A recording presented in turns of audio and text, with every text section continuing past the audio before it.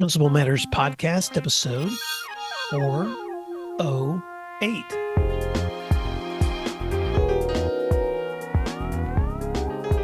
Hello, Principal Matters Podcast listeners. We are so excited to have a very unique guest this morning, not unique herself, but unique with the work that she does and what brought her to us.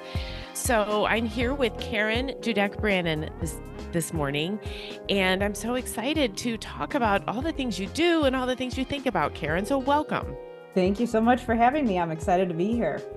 So Karen, you are a professional development specialist. You're trained as an SLP, a speech language pathologist, and you are the founder and CEO of Dr. Karen LLC, which, from my understanding, is a company that focuses on empowering therapists and educators as they develop interventions. And when we talked offline, you mentioned you like to help people get out of the weeds. So let me lob this back to you and tell us about your work and tell us what it is that you do. And also lump in there about your podcast, the De Facto Leaders Podcast. Tell us about that. Yeah, so I can give kind of the quick synopsis of everything I've done. So I did start out as an SLP back in the early 2000s. So I was a school SLP for about 14 years and was doing all kinds of side projects. So I did adjunct work and things like that at universities with teaching and research and some clinical supervision and supervising student teachers who were going to be special ed teachers or were currently special ed teachers.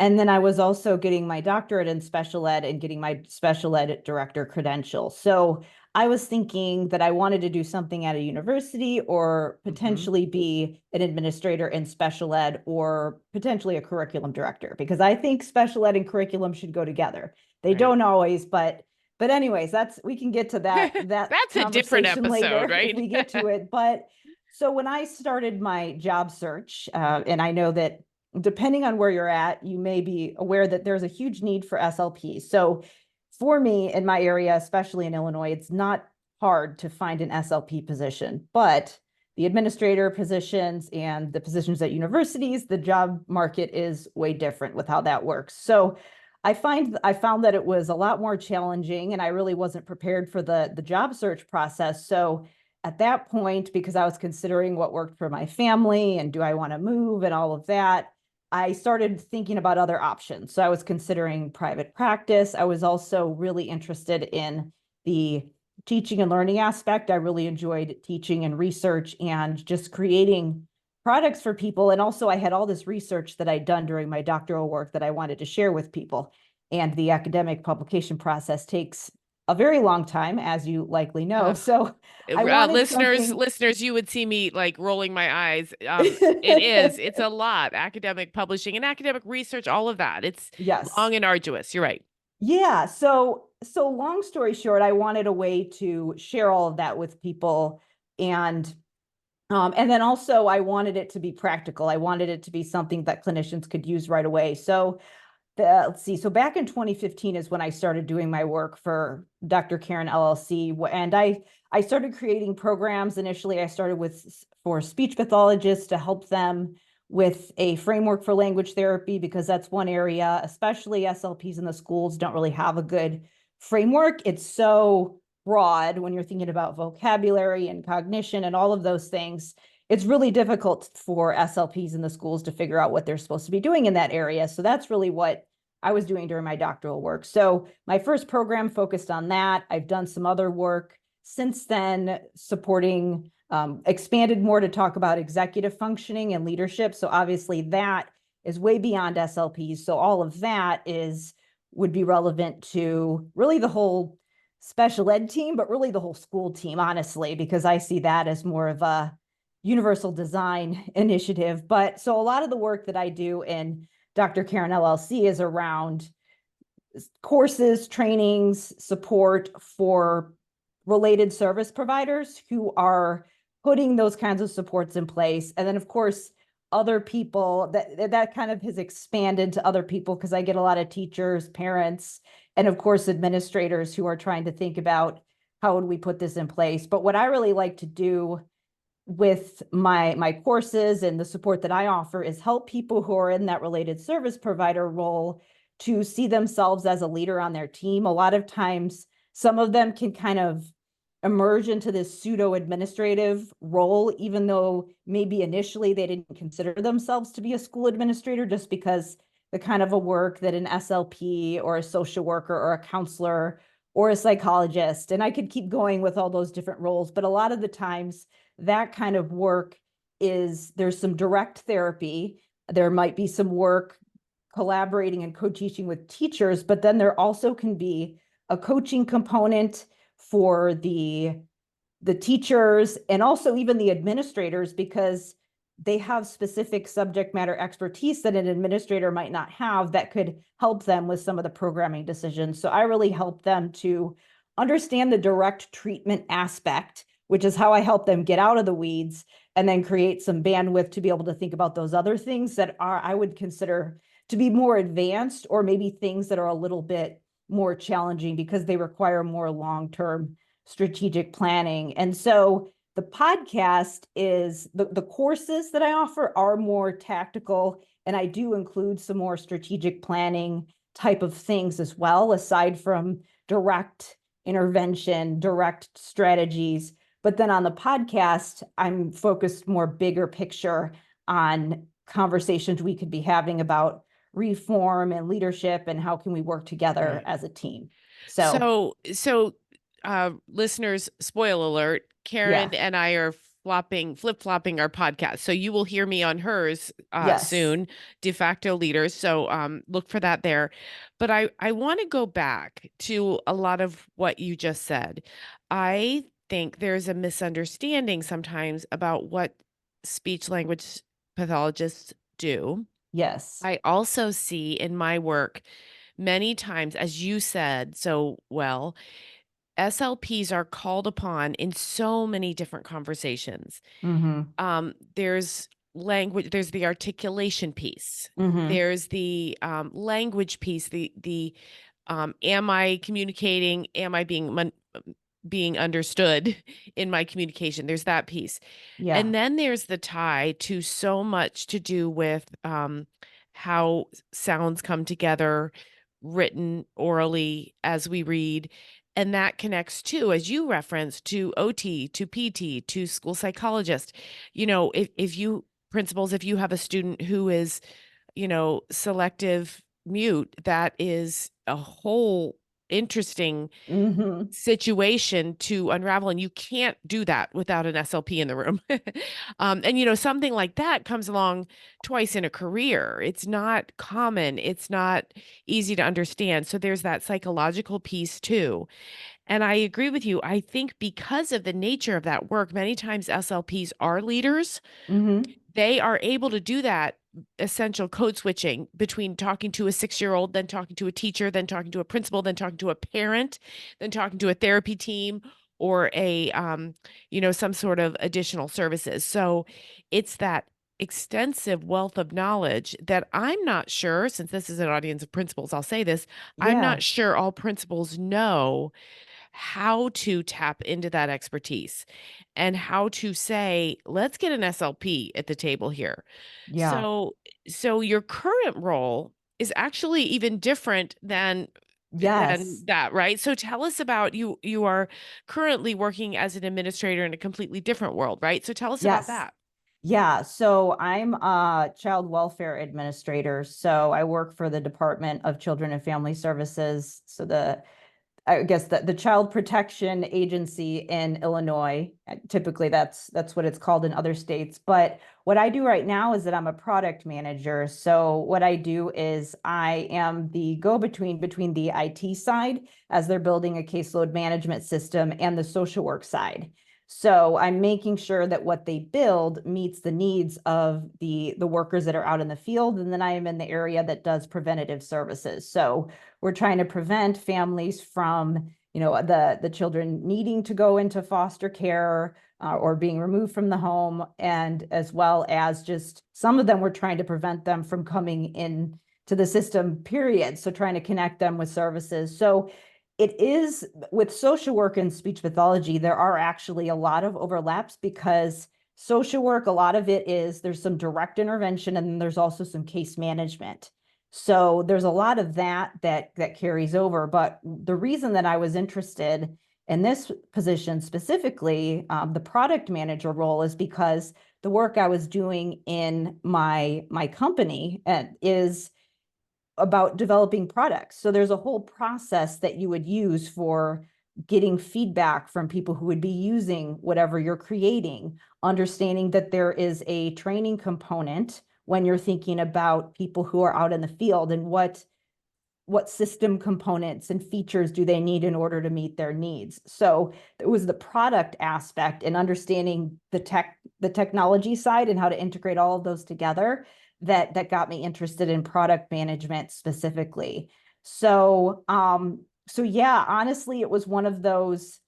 I was in the schools and then I left the schools and was doing, was self-employed, and there were a number of reasons why I decided to go back to the public sector. Part of it was the security aspect, which is, even if things are going well for you when you're doing consulting or private practice, there's just a lot of things that you don't realize when you leave that are really nice to have when you're in a system with the pension and all of those things. So that's a whole side conversation. But I did feel a little bit as I was doing some of my work with de facto leaders, and I did start talking to a lot of principals and leaders, and I just really felt like I had unfinished business in a management role. And working by myself with a small team, I was doing a lot of that, but it's way different when you're on this big team with this huge project that you're doing. And I just didn't feel like I was ever going to get that experience and learn how to do that if I stayed doing it by myself. So I was considering a lot of things.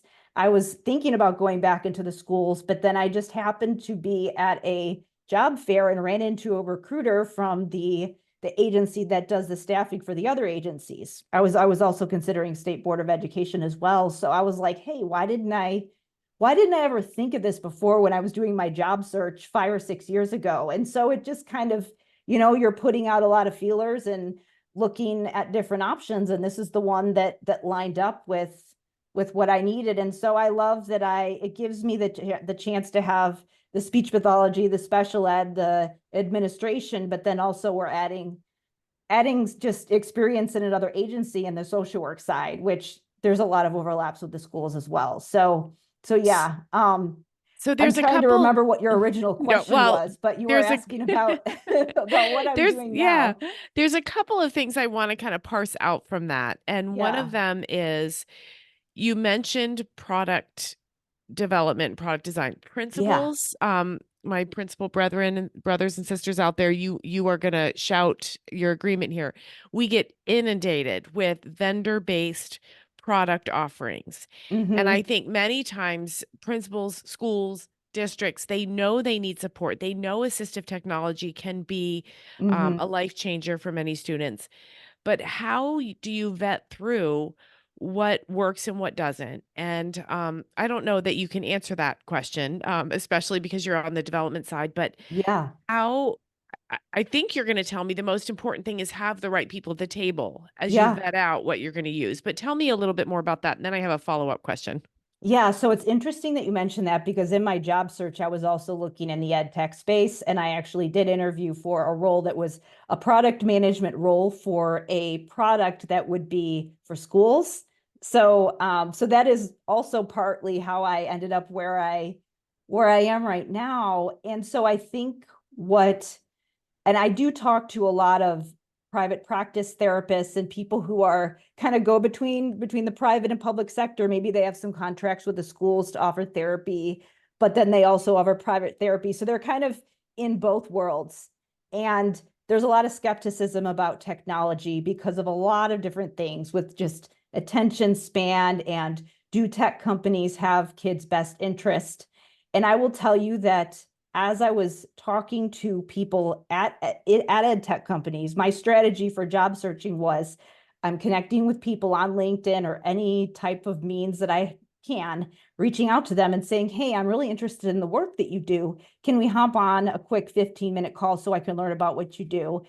because you pretty much have to do that in order to get interviews these days as well. So it's networking, but also research at the same time. And I will tell you, there is a large span of quality. I talked to companies that all they were doing was taking old textbooks and just plopping them over in this tech platform and putting them out there. Yep. And they had no one who had any education background. It's all like UX design and developers, which you need, but you don't only need that. And then I've talked to other companies where they have a curriculum expert, a researcher, subject matter experts, and then they also have people on the development side. And so they have all of these things to make sure, yes, does this work from a technology standpoint, but also, is this evidence-based? Is it actually going to work for kids? So, and trainers, you not all mentioned, companies are go ahead. I'm created sorry. equally. You mentioned trainers too from, Oh, yes, you know, a lot my of them have principals. trainers. They have professional development Right. people that will come out to your district. Exactly. Or they'll have a customer support person that will talk to the superintendent and say, like, here's how you can look at this data and see if this is working. Yes, So exactly. And so I many think many, things. you know, my advice to principals when they say, you know, I'm a small school. I have this certain amount of money. I need a product to help with this problem that I have. I always say start with the training and implementation and then work backward, because you Mhm. don't have the time to fully implement any sort of program or assistive tech or whatever by yourself. So see what the support is, and then go look at quality and evidence-based outcomes and that type of thing, because that will help you. Let's take a moment to thank our sponsors, and then we'll be right back. As a school leader, you have a vision of a thriving, supportive educational environment where every teacher and student can succeed. With DigiCoach, you can turn that vision into reality. Imagine walking into a classroom with DigiCoach on your mobile device. Its customizable look-fors and pre-written feedback statements streamline your feedback process, saving you precious time. You're not just observing, you're actively supporting your teachers while generating data to drive instructional change. With the new coaching plan feature, you can effortlessly document action plans and coaching conversations. This ensures every teacher is supported and you can track their progress related to your campus goals. DigiCoach empowers you to customize the platform to fit your specific needs, reinforcing your vision at every step. And when you need support, the DigiCoach team becomes your team, with consulting efforts focused on realizing your organization's goals. By using DigiCoach, you lead your school to remarkable progress. Ready to turn your vision into reality? Visit digicoach.com and tell them that Will Parker sent you. Why is iExcel used in 95 of the top 100 U.S. school districts? Because it works. Research across 45 states showed that iExcel schools outperform other schools on state tests. With iExcel, you get a personalized online learning and teaching solution that helps you improve achievement, empower teachers, track progress, and more. This one platform for K-12 helps teachers accomplish what normally would require dozens of other tools. For example, as students practice skills, iExcel automatically adapts to ensure each learner is always supported and challenged at the right level. iExcel also provides every student with a personalized learning plan to help them close knowledge gaps effectively. One of my favorite things about iExcel is their personalized test prep tool. For exams like the SAT and ACT, iExcel will analyze a student's most recent score and generate a custom list of skills to help them boost their scores. If you want to take the load off of your teachers so they can do their best work, iExcel can help. Learn more at iexcel.com/PM today. My next question for you is, you have done so many different things that have led you here, but along the way, and on your podcast as well, Mhm. you have interviewed many people, and you have gotten many different perspectives. What mistake or misstep or misunderstanding do you see emerging again and again and again with principals or school leaders? What is it that we're not seeing and no one is telling us? So I think that my biggest realization, as I did talk to people in the leadership positions, was that I think when you are somebody who's working directly with students, you think whoever else is on your team, like your principal or your superintendent or whoever it is, you think, oh, well, this person is making decisions about what I do, so they have all of the power. And so I think that once I started talking to people and really listening to the challenges that they were having, that everybody feels that way no matter what their position. And they think, oh, as soon as I get into this position, I'm going to have it all figured out, and then I'm going to be able to make decisions. And then they get into that position and realize how hard it is to be the decision maker, or that maybe they don't, the decision making ability is different than the way that they thought, or it's more complicated than they thought it would be, especially if there's somebody who was a principal in the district where they taught, and now people who were their peers are now reporting to them.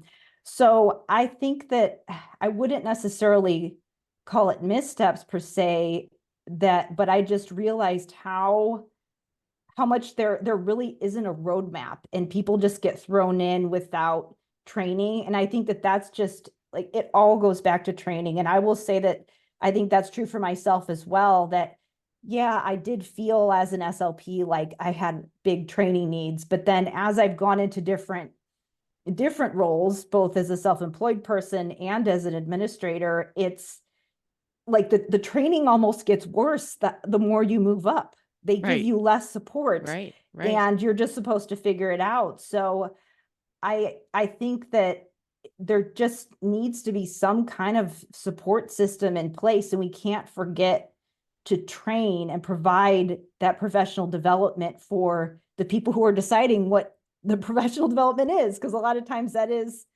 the administrators. So yeah, I mean, I think that's the biggest thing that's come up for me. Well, and I'm gonna listeners, when Karen and I talked a couple weeks ago, we got into a conversation, Karen, I'm sure you'll remember, about power. Yeah. And I haven't stopped thinking about that since, from the lens of a principal, because many meetings are about power, whether we admit that or not. And power is closely tied in the education world with knowledge or skill, or let's say it, perceived power. And so if someone is running a meeting and they don't have the knowledge or skills that they need to run that meeting, they may rely on power to make decisions. And to close this loop, I think that the best thing a principal can do is, first of all, acknowledge when they don't have the knowledge, acknowledge when they're using their power to cloak lack of knowledge, and they might not have the ability or humility or understanding to say, hey, I better get an SLP at this table, I better get a psych at this table, I better get a parent advocate at the table, like whatever it is, to destroy that power struggle so that you can be effective as a team. So I don't, it doesn't surprise me to hear you say that that's something you see. And I think what that then also tells us is that's where the weeds are. You say you like to get people out of the weeds. Yeah. You like to get them into a place where they're providing the appropriate therapy, or they're developing the appropriate plan or whatever. So in addition to those missteps, and thank you for saying you wouldn't call them missteps, what are challenges that you see principals and school leaders facing that are maybe new or really complicated? And how do you help them work through those things?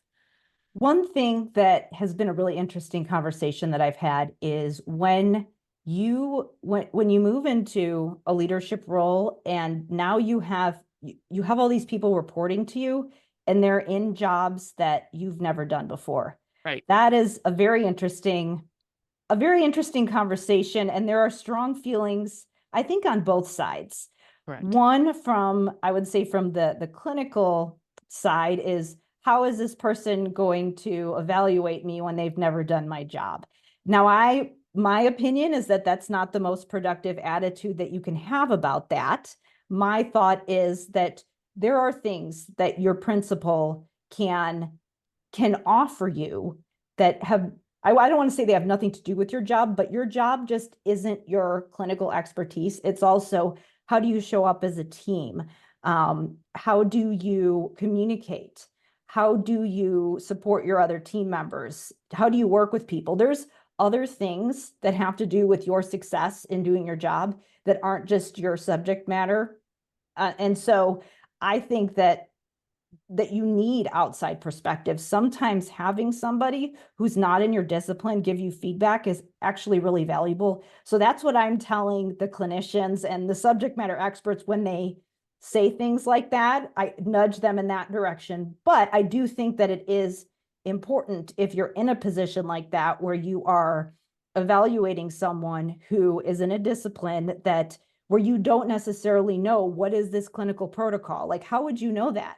There's nobody who's going to be in a job like that where they're going to know all these different jobs and have done all these different jobs. That person doesn't exist. So I think it is important when you are that person on the side of being the evaluator to have those conversations about, okay, here is where I can offer support and we can have mentorship, but then also how else can I support you and make sure that you get that feedback specific to your discipline. How I did it when I was an SLP is that I officially reported to my principal, who was not an SLP, and they gave me feedback based on those types of things that I just mentioned, like how well am I participating and leading these IEP meetings and explaining things in non-technical language so other people can understand. How am I interacting with kids and managing the sessions? So those types of things that you don't necessarily need to know how to do some of the SLP protocols. But then also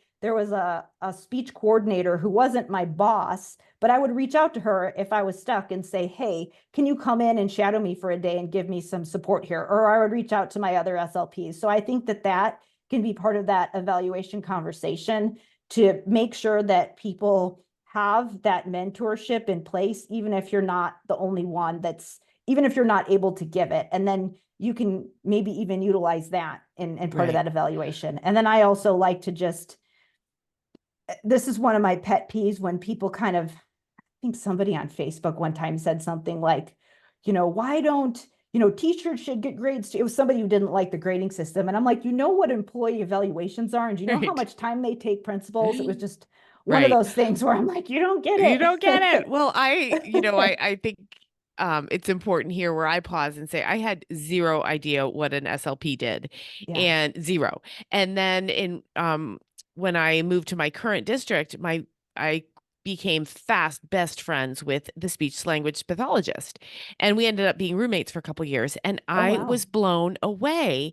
I had not only with the breadth of my own ignorance, but with the skills and talents she had. And I'm telling this story not to lift up SLPs, although of course that's what I always want to do.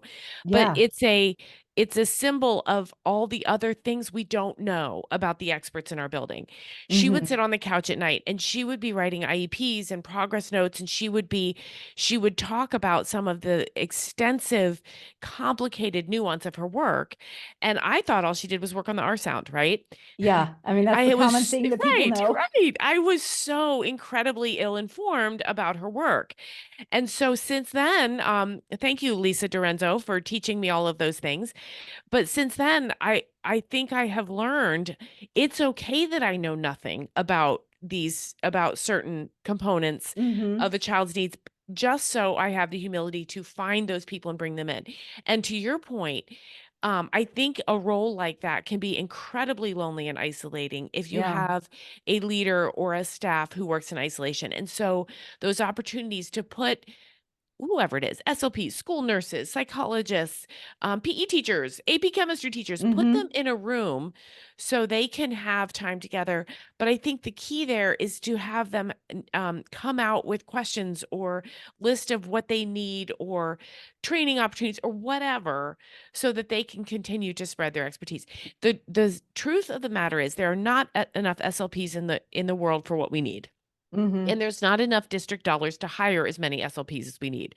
So we do have to move to a model, or have a model existing, where there is direct therapy, but the reach of that expertise is broader. Teachers get some training in what a specialized field is. Principals get training in that. And so therefore we can kind of build the capacity of the experts on staff.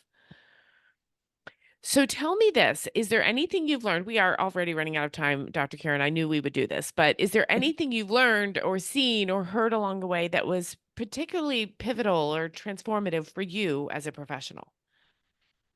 Oh, there's so many different things. Okay,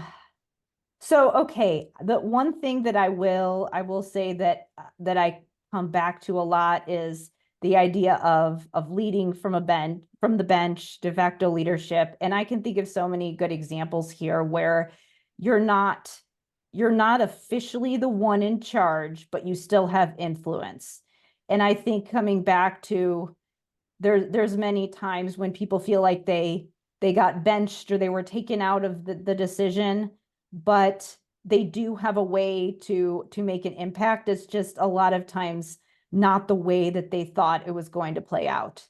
And I'm trying to think, I can think of so many different examples, but I know that there was a time that I was interviewing for a position that it was kind of a hybrid special ed director, curriculum director position in my district.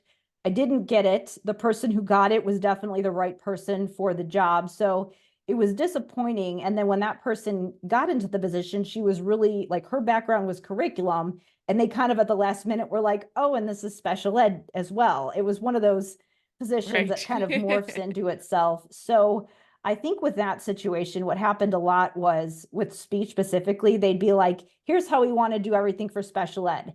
And then they wouldn't necessarily consider that with SLPs, we have bigger caseloads and it just works differently for us.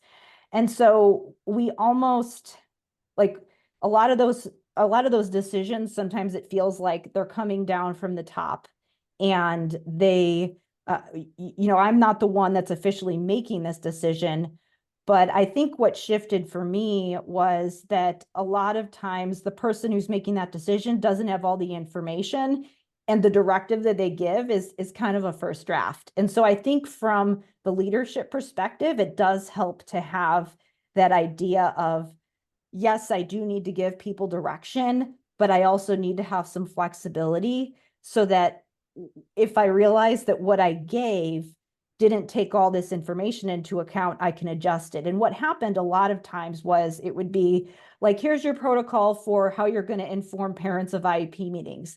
Obviously, for a special ed teacher who has maybe 10 kids and has this whole plan versus an SLP who has 50 kids that has different types of plans, maybe my protocol looks a little different. So what I ended up doing was saying, okay, I understand that you want it this way. You made this decision because, it works this way for special ed teachers. But what if we tried it this way? So Mhm. instead of just saying, nope, we don't do do it that way around here, that's not going to work.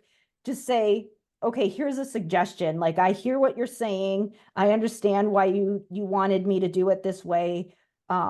Here is a way that I can do it that's going to meet your needs as well as meet my needs, as well as meet the families and the kids' needs. So kind of come with a proposal that's an Right. adjustment. And so I think just the idea of understanding that you can't have influence, understanding that you want to make it easy, make it an easy yes for the other person.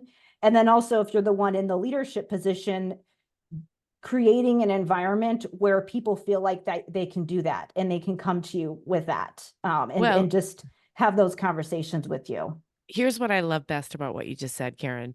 First draft leadership. I love Mm-hmm. that concept. And when I record podcasts, I always want to find a thing, right? That's my Mm-hmm. thing. I love that. Principals can, put something out there, but no, it's a first draft. And even say that, this is a Mm-hmm. first draft decision. My superintendent talks about tiers of decision making. And sometimes a decision is made and that's it. No discussion. This is what we're going to do. Yeah. But then there's other tiers where it might be a process decision where Yeah. I want input. Another tier might be, we're going to take a year to look at this. We are going to get Mm-hmm. so much input. We're going to try some things. We're going to adjust, adapt. So I think for principals, there is absolutely times where you say, this is the way it's going to be for now. We, Yeah. we may need to adjust later, but now this is it.